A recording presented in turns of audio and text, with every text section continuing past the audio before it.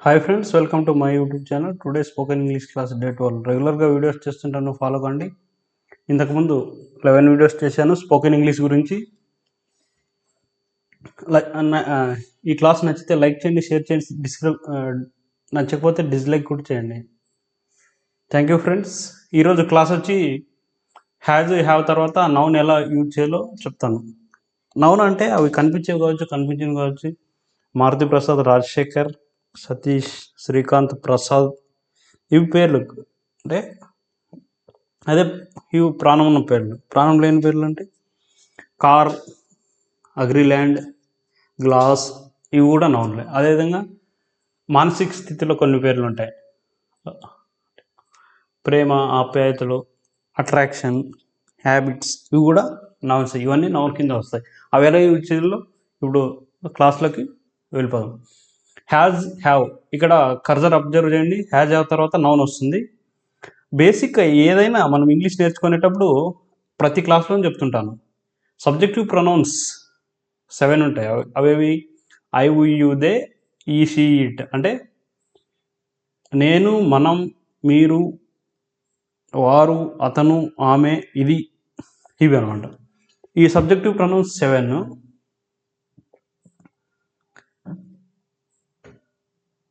ఈ subjective pronounce 7.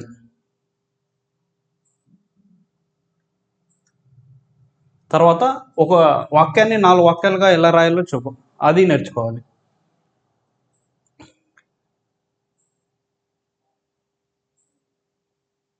ఇప్పుడు I have car, ఇక్కడ అబ్జర్వ్ చేయండి. ఐ హ్యావ్ ఏ కార్ అంటే నా దగ్గర కార్ ఉంది అని అర్థం. కార్ లేదంటే I don't have a car.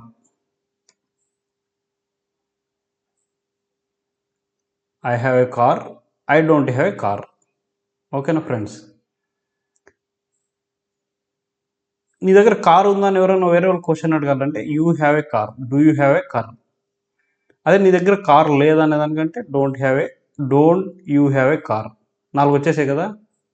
1 2 3 4. Observe చేయండి. ఐ హ్యావ్ ఏ కార్ అంటే నీకు తీసుకుందాం. నీకు యూ హ్యావ్ ఏ కార్ అంటే నీకు కార్ ఉంది. దాన్ని పాజిటివ్ క్వశ్చన్ అంటారు. తర్వాత నీకు కార్ ఉందా అని అడగడానికి వేరే do you have a car. You have a car, do you have a car, you don't have a car, don't you have a car. You have a car, నీకు car ఉంది. నీకు కార్ ఉందా అనేదానికి don't you have a car, sorry, you have a car అంటే నీకు car ఉంది.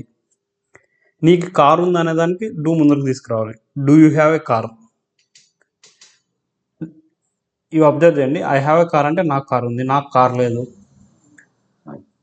నీకు car ఉందా, నీకు కార్ లేదా. ఇవి 4.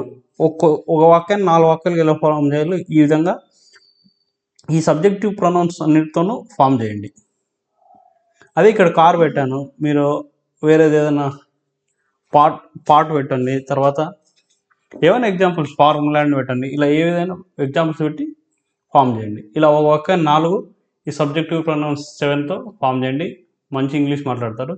తర్వాత చాలా ఇంట్రెస్టింగ్గా ఉంటుంది. ఈ నౌన్ ప్రతిరోజు వాడే దాంట్లో ఎక్కువ వాడతాం, అందుకని చాలా చాలా చాలా ఇంట్రెస్టింగ్గా ఉంటుంది క్లాస్. ఇవి సబ్జెక్టివ్, ఇవి WH. ఇప్పుడు ఇంటరాగేటివ్ క్వశ్చన్స్కి WH అనమాట. What, which, where, why, how, ఇలా పెడితే అవి WH క్వశ్చన్స్. అవి సందర్భాన్ని బట్టి వాడుకోవాలి.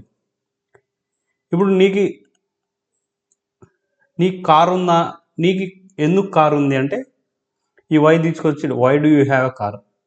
నీకు ఎందుకు కార్ లేదు అనేదానికంటే why don't you have car. ఆ విధంగా సందర్భాన్ని బట్టి మనం మాట్లాడుతూ ఉండాలి.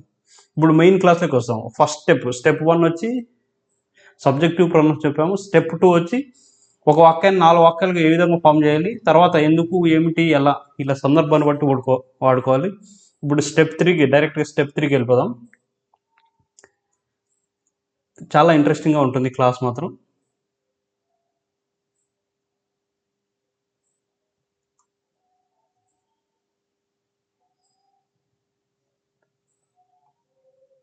స్టెప్ 3లో ఐ ఊ యు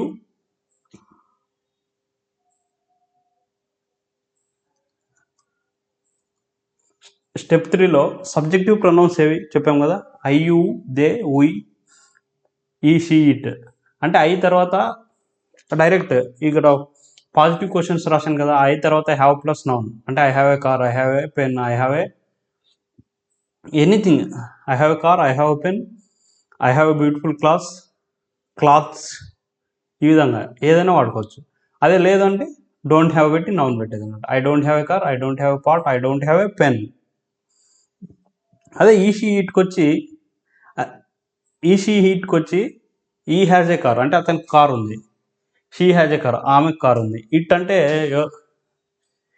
ఇట్ హ్యాజ్ అంటే దీనికి it has a play ground. అంటే ఏదైనా స్కూల్ ప్లే గ్రౌండ్ ఉందనుకోండి, the school has a play ground. ఆ విధంగా ఇట్కి వాడుకోవచ్చు. తర్వాత డజంట్ హ్యావ్ అనమాట. ఇప్పుడు ఈ షీ ఇట్కి వచ్చి డజంట్ హ్యావ్ వాడతాం. ఇక్కడ హ్యాజ్ రాదు, హ్యావ్ ఏ వస్తుంది. ఈ doesn't have a car, she doesn't have a car, it doesn't have a play ground. ఆ విధంగా వాడతాం ఫ్రెండ్స్. తర్వాత కొన్ని ఎగ్జాంపుల్స్ చెప్తాను చూడండి. షీ హ్యాజ్ ఏ బుక్, ఆమె దగ్గర పుస్తకం ఉంది. She has a book, she has a pen, she has a tail, ఆమెకు తోక ఉంది. అంటే తోక ఇట్గా వచ్చి ఎట్లా the dog has a tail. ఈ విధంగా ద బాయ్ హ్యాజ్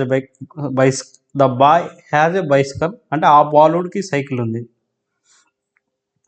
అంటే ది ఎందుకు వాడామంటే ఆ బాలుడు అని ప్రత్యేకంగా స్పెసిఫిక్గా చెప్పినప్పుడు ది బాయ్ అంటాం అనమాట. బాయ్ అంటే బాలుడు, ది బాయ్ అంటే ఆ బాలుడు. The bye has a cycle. She has a garden, they have a car, we have a house, you have a gift, I have a laptop, the children have toys అంటే ఆ పిల్లల వద్ద బొమ్మలు ఉన్నాయి. Children have toys అంటే పిల్లల వద్ద బొమ్మలు ఉన్నాయి. ఆ పిల్లలు అని పర్టికులర్గా చెప్తాం కాబట్టి ద చిల్డ్రన్ హ్యావ్ టాయ్స్. ఆ విధంగా. అదే క్వశ్చన్స్, నీ దగ్గర బుక్ ఉందా, పెన్ ఉందా, నోట్స్ ఉందా, ఇవి ఎలా అడగాలంటే